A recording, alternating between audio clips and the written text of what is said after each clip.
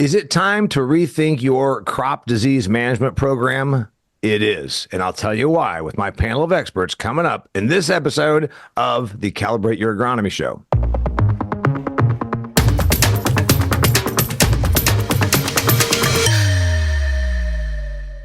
Hey there, welcome to the Calibrate Your Agronomy program. You know what? This is an instructional series, and it's going to be a long form, and it's going to be broken into a bunch of subtopics that we cover, so you can watch it all at once, or you can go back and watch a bunch of little short vignettes, if you will, where we cover each specific topic within the crop disease management program that we think you should be doing. I'm joined by Clint Freeze with BioAg Management, Mike Evans of Integrated Ag Solutions, and a friend of show and agronomic guru, Jared Cook. He works out in the Rocky Mountain space, and he also is a partner with these guys. We're talking about time right now. You're going to be looking at this in the wintertime. Should you be rethinking your crop disease management program? And the answer is yes, you should be. So when I sat down with the boys and I said, what are people doing wrong? Well, you're doing a lot of things wrong. And it's not because you're doing anything you haven't always done. It's because you're probably maybe not looking to where things can be a little bit more efficient. You can save a little bit of money. You can do a better job, and you can probably give yourself a pretty big ROI by just changing how you think and a few of your product mixes. History of disease management. I want to have Mike Evans lead off. You come from retail. There is a protocol that's in place that all the Nutrients of the world, or the Helenas, or the Wilbur Ellises say to their reps, go out there and sell them on this disease management program. And they do. And you think it's outdated. Yeah, I mean, it's kind of a reactive process is the way I look at it, Damian. Really didn't talk a lot about fungicides until disease showed up. When I was coming up through, all of a sudden northern corn leaf blight showed up, and how do we fix it? Well, we take some active ingredients, fungicides, and we went out and sprayed it, after it showed up, and it became kind of the process. And it still is today to some guys, they based on economics and things that are going on, and they're like, well, I don't see any disease, I won't go spray it. So that's kind of been the way things have gone. Some guys build it into their plans, a little more proactive. They plan on it, so they'll budget the money for it. But there's a big section of growers that don't plan for it yet. Yeah, so obviously it's the old thing, ounce of prevention is worth a pound of cure, et cetera, et cetera. But there's also the reality that maybe you're applying stuff you don't have to. Jared, going to you. There's a reality about the disease cycle. And when we were prepping this out, it was brought to my attention that you want to talk about where soil comes into it. But before I get to that, I want to go into Clint, the history of disease management. I think that there's money being spent because it's what you did yesterday, it's what you did the day before, or it's what your neighbors do, and it's not only reactive, to Evan's point, it's unproductive. It can be, and I think fungicide is a tool, and I want it to be there for a long time. And I think the whole thing of rethinking disease management is how do we use beneficial biology, and as more information has come to light. The beneficial biology competes with these pathogens we deal with. And so when we talk about rethinking, it's not that we are against fungicides. We don't want to overuse it and wear it out. So we want to still have it as a tool, but there's things we can do on the front side to outcompete disease right from the beginning. So speaking about competing disease, healthy soils are like a healthy body. Your best defense against crop disease is maybe just to never, ever fall to it. Healthy immune system. Jared, speak to the disease cycle and if healthy soil can prevent me from getting diseases.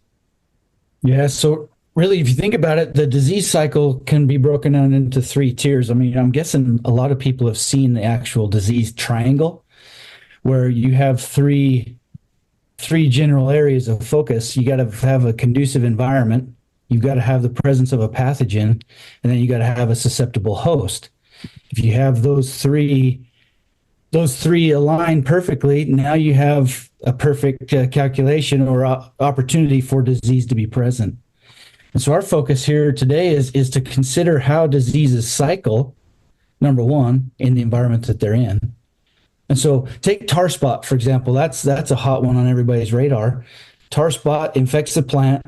It goes throughout the season. You guys fight it left and right with fungicide management. it gives you headache left and right. But then here's the common denominator: that disease, once it's affected on the plant residue, is returned to the soil on the residue, and it stays there on the residue. Here's the common denominator for all farmers across the globe: the residue is the issue. That residue is the host. Mm-hmm. It stays in the soil cycle till the next spring, the next crop's planted. If we have the right environment, right weather, temperature, moisture, the next crop cycle can be infected with tar spot. So the thing is, you can't get rid of the rest. Well, okay, you could do like the Miles brothers down in Arkansas where they just burn residue. We can't really do that in most parts of the world. So you got residue, and the bigger the crop, the bigger the residue. I've learned that by working with guys like Mike Evans. So you're not going to get rid of the residue. What are you supposed to do? Well, that's the whole idea, Damian, is at some point in time, we have to break the disease cycle. And so as Clint suggested here a second ago, using beneficial biology or beneficial organisms to go in and outcompete the pathogen. So we can use beneficial microbes, go deploy those as a residue spray, and put out way more beneficial microbes than there are pathogenic microbes. That's what we call competitive exclusion. Competitive exclusion. By the way, I love your term competitive exclusion. So let me ask you this. Are you saying that we can stop tar spot by putting biologicals out there as competitive exclusion? Using the word stop might be a stretch in year one. However, if a grower will adopt this management practice, by year 3, I think a guy can be 99% on top of these diseases that they're infected with. All right, so competitive exclusion, I like the term, and I like the use of biologicals. So one thing we can talk about is breaking the disease cycle. We break the disease cycle with competitive biology, competitive exclusion using, and by the way, biology has gotten a lot better than it has in the old days, Clint. I mean, there's people that probably are scratching their head, they're disagreeing, they're saying, I don't know, man, these biologicals, and you're saying, yeah, well, the time has come. I think so. I mean, and it's also time to start using actual soil data to make decisions. You know, we've gotten into a habit of just talking about soil health very broadly. Yep. And we're at a point now where we can actually test and say, okay, this grower is only using fungicides and he's not doing in-season nutrient management. This is his disease problems from a CFU load from a soil test in his soil compared to one that is maybe implementing the beneficial biology, a long-term strategy to break the disease cycle, and we can start to compare them. And that's what we're doing at Calibrated right now is using actual data to make these decisions and say, hey, this product is lowering these diseases, but it's not this one. So that's what we hope to bring farmers is true education and letting their data tell their own story. So, all right, next topic. Fungicide. You said, first off, using it reactively. I got told from a bunch of the extreme ag guys that when you see that you've already got disease out there and then you treat it, you've already lost 10% of yield, maybe 20% of yield. I don't know if it's that bad or not. Am I right? Reactive, you've already lost yield by the time you see it. Yeah, I mean, anytime you're reactive or trying to fix a problem that's already there, you're going to have a loss, I always believe. I mean, it's already doing damage, and there's always unseen damages going on in the plant. So I think it's always been a very reactive process. And like Jared said earlier, that looking at it from a proactive standpoint of going after the residue and trying to outcompete everything is way better than trying to say, oh, let's go scout these fields and I see disease. By the time you at least for us, see it, get the plane lined up, get out the field, could be a week before you get it treated. It's just not like just fire the sprayer up on some of this corn. Sure, so. Right. So a week of stressing the crop, a week of illness is going to take a toll. Yep. All right. Let's talk about fungicides specifically. Fungicides went from almost not being used years and years ago to being now, in many cases, overused. They tend to get more use when crop prices are up, is my understanding. But the point you would make is fungicides work, but there are other things that are a little bit like antibiotics.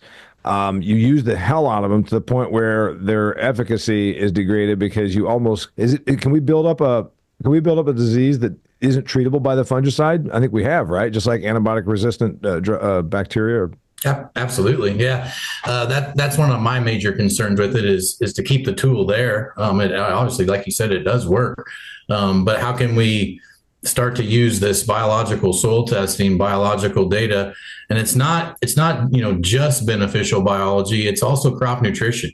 One thing we do at Calibrated, we're big into micronutrients, keeping our plant more balanced nutritionally, keeps that plant able to have disease tolerance on its own. So it's a two-pronged approach we put together. It's not only the beneficial biology, but it's also just going back to fundamental nutrition. So the person that's listening to this is going to be skeptical and saying, "Are you telling me that you want me to cut my fungicide use?" Jared, listen, the one thing I know about being around ag people for 55 years is they don't like being told they're wrong very well, and they also don't like making big changes that they say, "Well, wait a minute, you're asking me to change something I know that works." What's your response? My attitude is this: do you want to keep treating symptoms, or do you want to solve the dysfunction? Because if we solve the dysfunction, that problem goes away. Now we can move on. We can get back on a tier of upward progression. As long as we're continuing to treat symptoms, we're never going to see progression, because we're going to be doing the same thing over and over and over and over. Our objective here with Calibrated Agronomy is to solve the dysfunction. That's eliminate the pathogen by eliminating the host, by changing the environment, and make your plants a non-host. That's what Clint just described with nutrition. If your plant's a host, guess what? Here comes disease.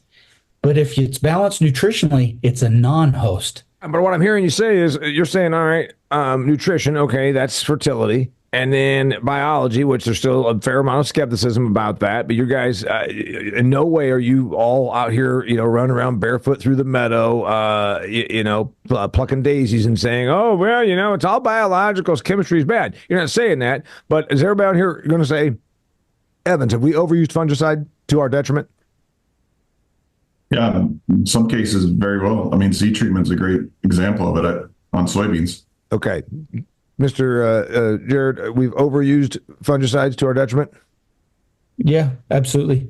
And he says it's especially on seed treatment. You would say it's caused us problems where? Where's your place where you see overuse of fungicide that's caused us problems? I think in just every major, my major focus is in the vegetable game, potatoes, sugar beets. Got friends in California on the high end vegetables, strawberries, raspberries, table grapes. Yeah, every situation has these just prolific pathogen problems. Yep. And I think it stems from overuse of fungicide rather than a very holistic and balanced approach. Clint, he's out there in a different part of the world where you are in central Illinois or in Illinois.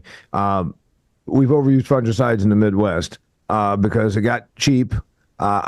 You tell me. I think it started about when the ag cycle got really good, starting about 05 to 013. It became 18 more bucks. Yeah, hell yes, fling it out there. Am I right? It was about 20 years ago when the overuse of fungicides became an issue, and it's because commodities were really good price, and it became a good way. You never lost money by overusing fungicides, and then it got to where everybody did it. No, I mean, I farm with my grandpa, dad, and brother. And I mean, the first year we used it, it was a whiz bang, but I never had the knowledge to understand how to naturally create disease tolerance. And so we just used them, and what's happened is we've destroyed the beneficials along with the pathogens. But after a fungicide application, what comes back in a higher CFU load or a higher load is the pathogen, not the beneficial. So we're about reintroducing that, and accounts I work with on the nut crop side, they're already there. Fungicides are not working. They're down to every 5 to 7 day applications. They're starting to go back to nutrition, starting to go back to biology. What I worry about is especially you work with nut producers that are applying fungicide every 5 to 7 days. Mm-hmm. That might be a testament to that it's not working anymore.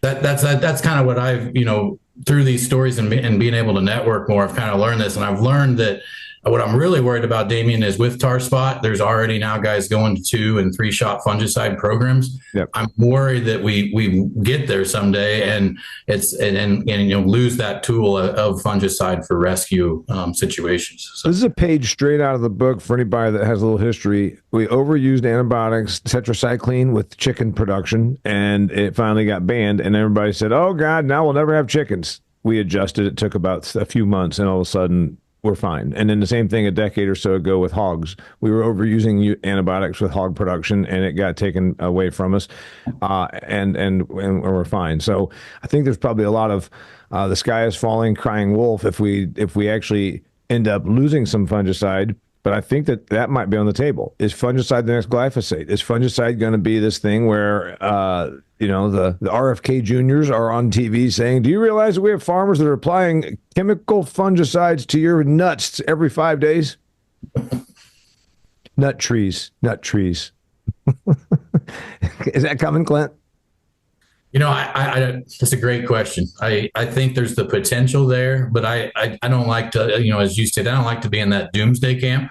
I just want to protect tools we have, and there's ways, like Jared said, through nutrition and biology to do it more holistically. And if we can, why not? And that's what we're about is teaching growers, how to do that. So, all right, so let's go ahead and go with that. Jared and Evans, hop in here. How does a farmer stop the over fungicide overuse habit?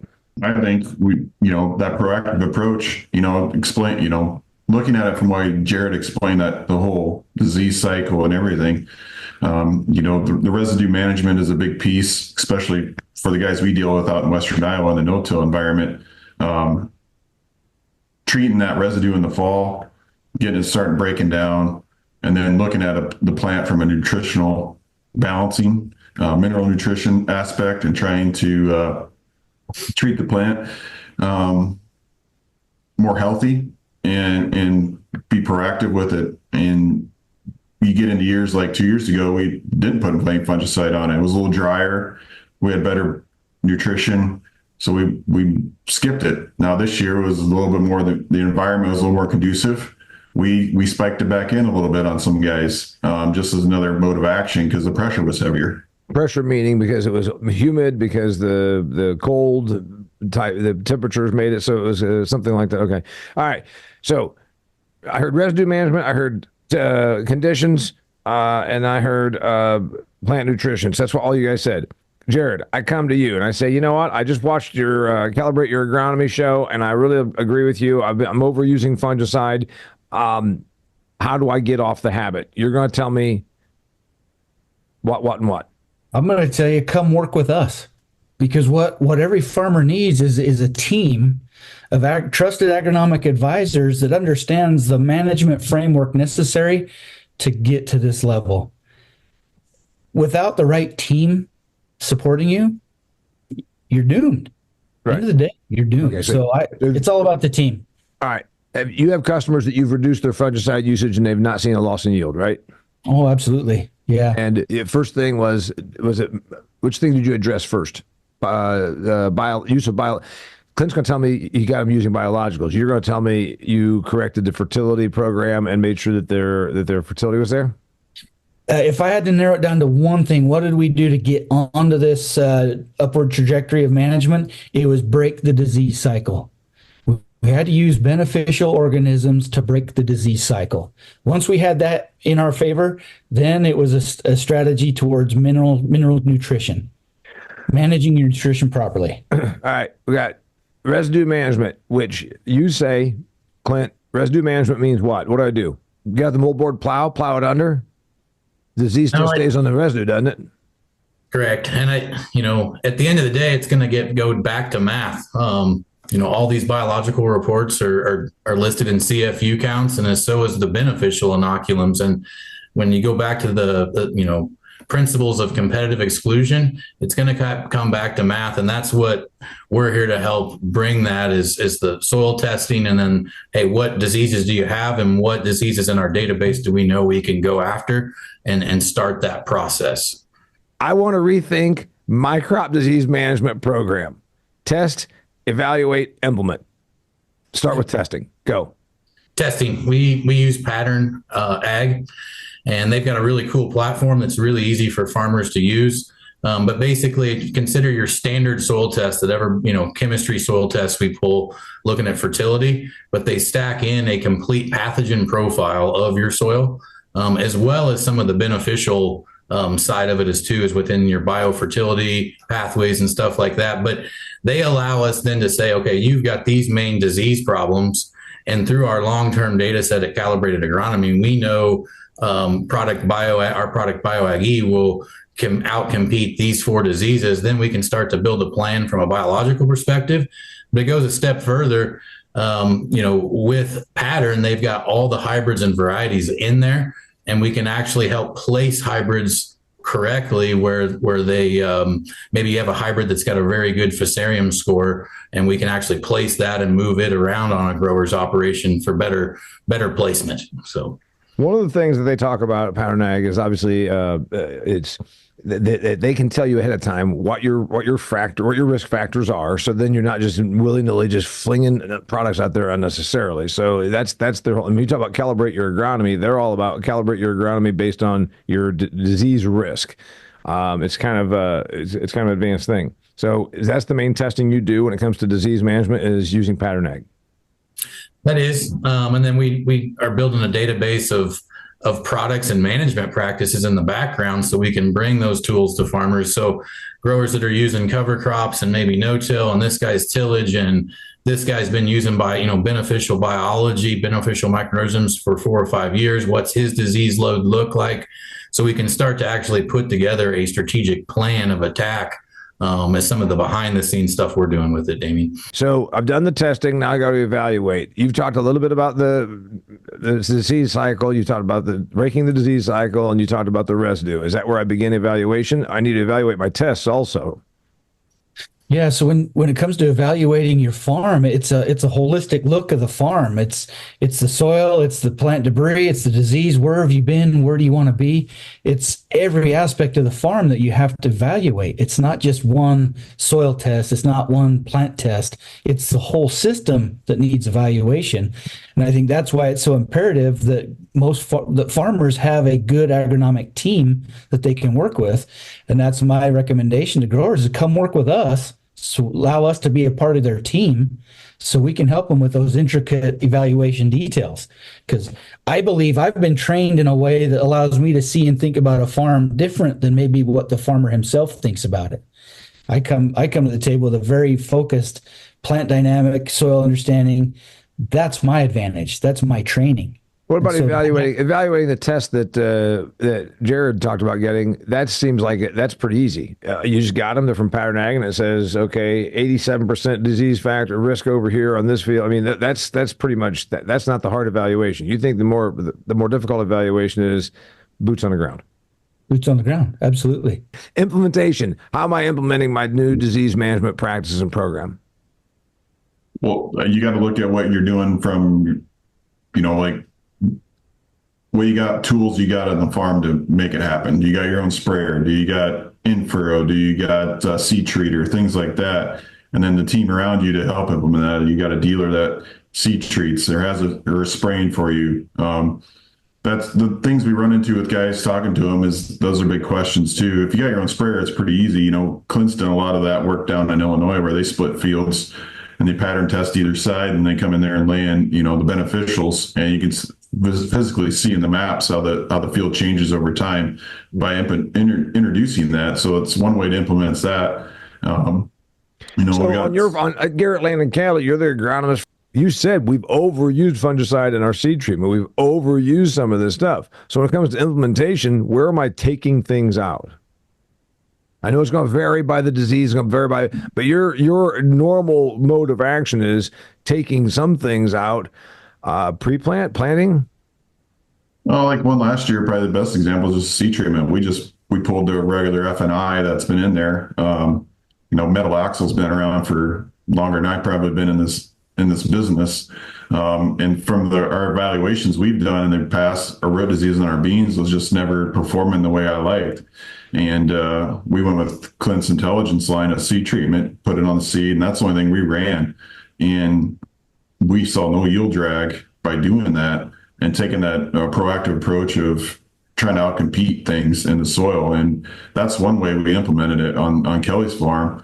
And then, the other thing we added was kind of from Jared and talking to Clint was, putting little beneficials in with the post pass and the plain pass and just spiking it in and keeping it coming throughout the year and just keep dosing it. And you're talking about biologicals? You talk about beneficials like sugars and carbons and things like this? It was biologicals, but also carbons and stuff along with those biologicals to buffer the plane ride and also provide some nutrition for those biology colonies to grow. Answer me this. When we said time to rethink crop disease management practices and program, did you spend less in 2024 or did you just spend it differently? I would say in 24, we spent it differently. We just moved dollars around. Overall, we didn't spend any more than we had in years past. Okay. Didn't spend more, didn't spend less.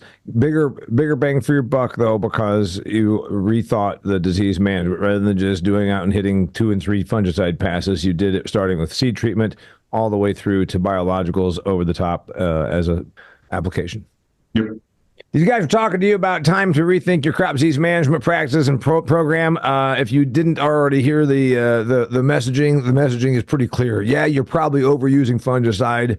Most farms are. You're probably also losing efficacy on all those acres because, as Clint said, we got farmers that are using fungicide every week. Well, that's not normal. You heard about the way you get through this. You heard about the residue issue. You heard about boots on the ground. You heard about professional input. These guys can help you. That's Jared. That's Clint. That's Mike. They are findable. BioAg Management at Integrated Ag Solutions and the soon-to-be coming up CalibrateYourAgronomy.com website. We hope it's time that you do rethink your crop disease management. You know what? We release this as a full-length episode. We also cut it into nuggets, so that way we know you're busy. You can watch 2 to 5 minute videos on each one of these subtopics within the topic, and that way you can up your game and calibrate your agronomy. Till next time, thanks for being here. My name is Damian Mason, host of this show where you learn how to calibrate your agronomy.